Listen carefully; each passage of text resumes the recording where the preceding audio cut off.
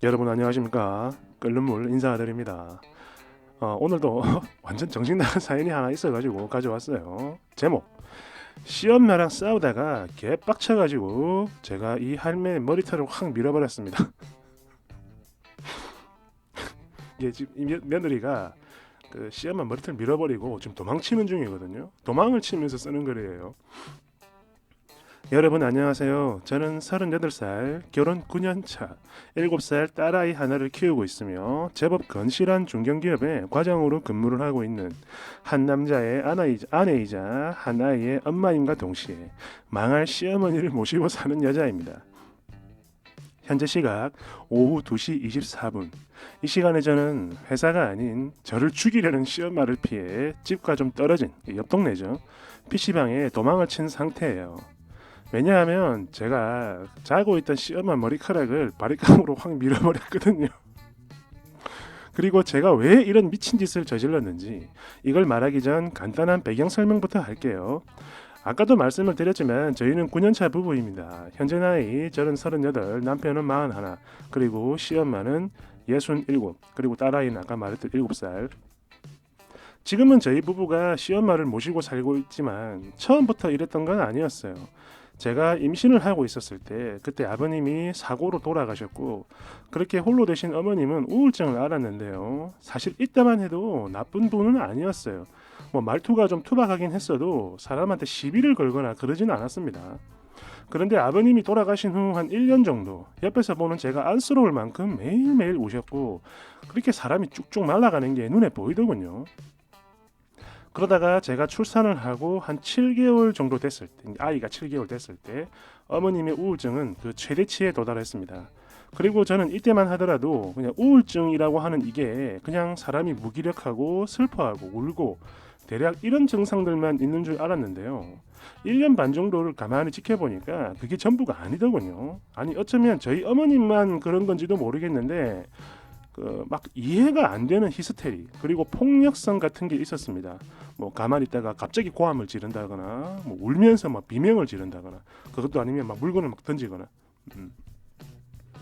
아무튼 이런 상황에서 남편이 먼저 저에게 말을 꺼냈습니다. 여보, 진짜 미안한데 엄마 저러시다가 정말 큰일 나겠다. 진짜 미안해. 우리 합가하면 안 될까? 부탁한다. 한 번만 진지하게 생각을 좀 해줘. 이러면서 진짜 다 죽어가는 목소리로 울듯이 부탁을 하는데 일단 알겠다 생각을 해보겠다 이렇게 대답을 하긴 했지만 사실 이때 제 속내는 그랬어요. 아니 이 세상 며느리라면 누구나 다 마찬가지겠지만 저도 그랬던 게 어머님을 모시고 살 생각을 하니까 암담했죠. 아무리 싫은 게 아니라도 그런 게 있죠, 그죠? 그런데 방금도 말씀을 드렸지만 어머님이 계속 저러고 있으니까 크게 반대할 입장이 되지는 못했던 겁니다, 저도. 만약에 여기서 반대했다가 진짜 인정머리 없는 싸가지 없는 나쁜 년 되는 거니까 그렇게 한동안 고민을 하는데 남편이 그러더군요. 엄마가 저렇게 우울해 하셔도 우리 땡땡이만 보면 잘 웃으시고 좋아하시잖아. 그리고 당신도 좀 있으면 복직을 해야 하는데 그때 엄마가 땡땡이 봐주고 하면 서로에게 좋은 일 아니겠냐라고요. 맞습니다. 이게 뭐 틀린 말은 아니죠. 그때 당시 기준으로 좀 있으면 복직을 해야 하는 상황이었어요. 육아 휴가가 1년인데 딸이 7개월, 그러니까 3개월 뒤면 복직을 해야 되는, 5개월 뒤면 안 그래도 어쩌지 하고 이런 고민이 많았었는데 이러다 보니까 남편의 저 말이 엄청 합리적으로 느껴졌어요. 맞는 말이네. 서로가 좋겠다. 그리해서 어머님과 저희 사는 집을 전부 처분했고 40평대 아파트로 새로 이사를 하게 됐죠. 그리고 이때부터 저희 고부는 한 집에서 같이 살았습니다. 그런데 제 예상과는 달리 크게 불편하진 않았어요. 아니 오히려 좋았다라고 말하는 게 맞겠군요. 일단 당신이 좋아하는 손녀가 있어서 그런지 전처럼 막 고함치고 울고 던지고 이런 모습은 싹 다 없어졌습니다. 이게 뭐 그냥 참는 느낌이 아니라 애가 있으니까 내가 참아야지 이런 게 아니라 확실히 그 마음의 병이 점점 나아지는 게 느껴졌어요. 보였어요. 물론 여전히 투박하긴 했지만 저한테 나름 잘해주셨고 또 육아 살림을 맡아주니까 그 또한 너무나 편하고 좋았죠. 그렇게 대략 한 3년 정도는 아무 문제가 없었습니다. 좋았어요. 그런데 저희 아이가 어린이집을 가기 시작하면서 그 시간에 당신 혼자 집에 있으면 뭐 좀이 쑤셔서 안 되겠다며 밖으로 나가시더니 또 어찌저찌 동네 마트에서 시간제 캐셔 일도 하시기도 했어요. 잠시지만. 그리고 이때부터 뭔가 사람의 성격이 이상해지기 시작했습니다. 그러니까 예전에 그 투박한 그런 성격과도 전혀 달랐고 또 우울증을 앓았던 때 그때하고도 완전 달랐어요. 쉽게 말해서 어떤 거냐면 일부러 고의로 사람을 자꾸 열받게 만들고 계속해서 시비를 겁니다. 근데 그래놓고 본인은 장난이라고 해요. 사람 성격이 바뀌어버린 거예요. 예를 들어 다 같이 둘러앉아 식사를 하고 있을 때 아이고 내가 이 나이에 시모 대접은 못 받고 며느리한테 시집살이 하네. 아이고 그러고 보니까 네가 우리 시어머니하고 똑같은 성씨구만. 감시. 그 할매가 다시 환생을 했나? 깔깔깔깔깔깔 어쩌고 저쩌고 농담이랍시고.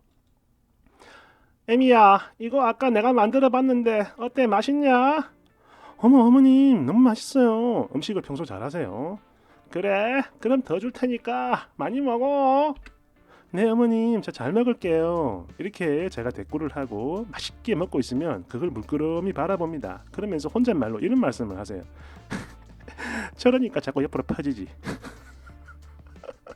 이 외에도 제가 용돈을 드리면 앞에서는 늘 아이고 고맙다 잘 쓰마 이러시고 나서 뒷말이 꼭 나와요. 그러니까 뭐 당신 혼자 화장실을 간다거나 아니면 TV를 보고 있던 중에 대뜸 제가 들릴 만한 혼잣말을 하십니다. 아이고 돌대가리가 돈은 참 잘 벌어오네.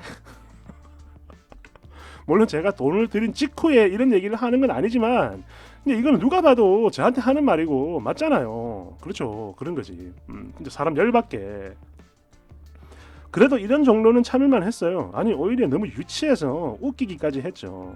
견딜만 했습니다.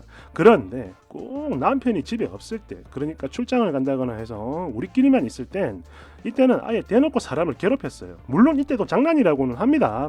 당신 말로는. 예를 들어 제가 샤워를 하고 있는데 그걸 뻔히 알면서도 실수인 척 고의로 온수를 꺼버린다거나 아니면 화장실 불 끄고 도망을 가요. 집 밖으로. 또 한 번은 저희 부부방 화장실이 고장이 났고 한 이틀 정도 거실에 있는 화장실만 써야 했던 때가 있었어요. 그리고 하필 그때 제가 배탈이 좀 심하게 났습니다. 그러니까 물설사를 하루 종일 했는데 또 이걸 알면서도 일부러 화장실을 차지 안 나와요. 밖에서 힘들어하는 저를 대놓고 놀려댑니다. 아이고 애미야 너 지금 배 많이 아프지? 아유 근데 미안해서 어쩌냐 나는 지금 똥이 안 나온다 이를 어째 깔깔깔깔깔깔 어머님 저 죽어요 빨리 좀 나와. 이때 어머님은 끝까지 나오지 않았습니다. 그리고 나오지 말아야 할 제 설사만 튀어나왔죠. 진짜 이때 남편이랑 아이가 없었기에 망정이지 있었으면 큰 우사할 뻔했어요. 남편이 없을 때만 괴롭히는 거예요 이렇게. 여튼 이 외에도 너무너무 많은 일들이 있는데 이런 거 다 쓰면 끝도 없으니까 그냥 이쯤에서 대충 갈무리하고 지금부터는 오늘 있었던 일 그걸 쓰겠습니다. 바리깡 사건. 그러니까 바로 어제죠. 저희 부서 회식이 있었는데요.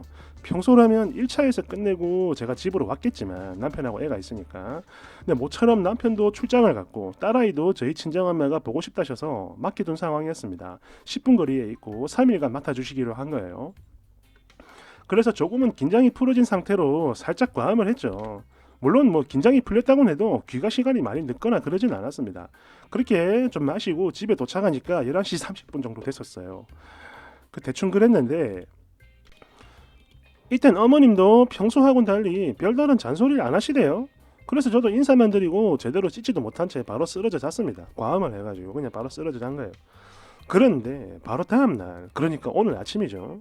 어제 과음했던 것 때문인지 머리도 정말 아팠지만 그보다 속이 진짜 너무 안 좋았습니다. 막 속이 부대끼고 뒤집어지는 거예요. 토하지 않았다 이것뿐이 심했어요. 진짜 말 그대로 초죽음 상태였죠. 이러니까 당연히 뭔가를 먹을 수 있는 속도 아니었고 또 거기다가 또 살짝 늦게 일어났기 때문에 시간도 없어서 바로 씻고 나가야 하는 그런 시간대였어요. 상황이었어요. 그런데 씻고 나온 저를 어머님이 부르시더군요. 애미야 다 씻었냐? 그럼 밥 먹어야지 이러면서요. 어머님 죄송해요. 제가 지금 속도 그렇고 시간도 없어서 그냥 오늘은 바로 출근해야겠어요. 야, 너 어제 그렇게 술 많이 마시고 응? 지금 이렇게 빈속으로 가면 하루 종일 고생한다. 그러니까 그러지 말고 지금 다 밥 차려놨어. 한술만 떼고 가라. 내가 너 주려고 시원한 콩나물 김치국 끓여놨다. 얼른 이리 와. 이러면서 저를 식탁 쪽으로 끌고 가시는 어머님.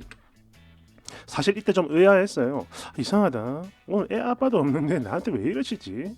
아무튼 평소랑 달리 너무나 따뜻한 배려에 이상한 생각과 의심 같은 건 금방 지워졌어요. 그리고 그 대신 그래 어머님 성의를 봐서 몇 술 뜨는 신용이라도 하자 이런 생각과 감사함을 느끼면서 식탁 자리에 앉았죠. 그런데 이게 뭐야? 분명 콩나물 김치국이라고 했는데 국그릇은 온데간데 없어요. 그냥 밑반찬 2개, 밥, 그리고 바로 그 앞에는 큰 냄비 하나가 딱 놓여 있었습니다. 라면을 10개 정도 끓일 수 있는 큰 냄비였어요. 그게 바로 자기 앞에 있는 거예요. 그리고 그 냄비에서 뭔가 이상한 냄새 같은 게 났어요. 진짜 자리에 앉자마자 완전 당황했죠. 그래서 제 맞은편에 앉아 실실 웃고 있던 어머님에게 조심스레 말을 꺼냈습니다. 왜냐하면 실수가 될 수도 있으니까. 저 어머님 이게 뭐예요? 막인 마야 네 뒤틀린 속을 확 풀어줄 시원한 국물이지. 이거 먹으면 너 속이 확 풀릴 거다. 이러면서 자리에서 벌떡 일어나 제 앞에 놓인 그 냄비 뚜껑을 확 여는데 그 안엔 뭐가 들었을까요? 이거는 2부에서 확인하도록 해요. 감사합니다. 화내지 마. 금방 올릴게요. 좋아요 많이 눌러주면 빨리 올릴 거야.